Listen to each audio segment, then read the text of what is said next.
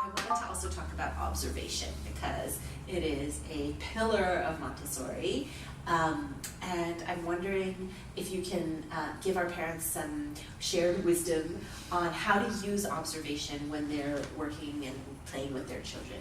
Yeah, I think it's the most confusing for parents because really much a Montessori teacher, if you're having trouble with your child biting or throwing their toys, would be like, just observe your child. And they go, what does that even mean, you know? And so I like to explain observation to parents as like taking out all of the subjective, analytical part of our brain, which we like to, you know, look at a child and say, oh, they're really good at that and they really like this, and to be more like a camera on the wall and being a scientific observer. So like, I'm going to be the scientist and see as if I've never met, you know, this child before, and what's Oliver doing today? And then you write literally like the types of grasps that they're using as they pull the materials out. They're holding the peg with the 5 fingers and lifting it up, or the gross motor, how they come to stand, they're stepping onto their right leg and lifting up. And it's so fascinating. You see so much more detail when you move from this very objective factual language.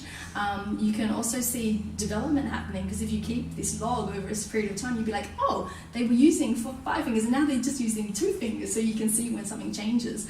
And then also on a bigger picture, you also are practicing in more neutral situations when they're practicing, and then if they do something like throw themselves on the floor in the supermarket, you're maybe less likely to be reactive and more be able to, you know, oh, they're lying on the ground, how can I support them right now, as opposed to jumping in and trying to react too quickly.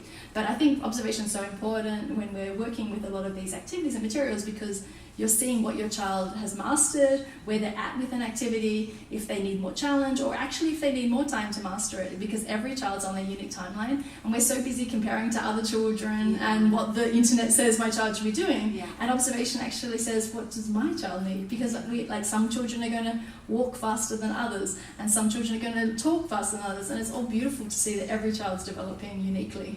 Yeah, it's the way to apply this genius Montessori method to your unique child is through observation. It takes a lot of trust though to kind of think, oh, but they're not walking yet, or oh, what if they never learn to talk? It's really scary, and so it takes trust and patience, but the observation I think can be reassuring, because you can see that there is development in all areas, even if they're small, Yeah. that they're moving in the right areas. Yeah.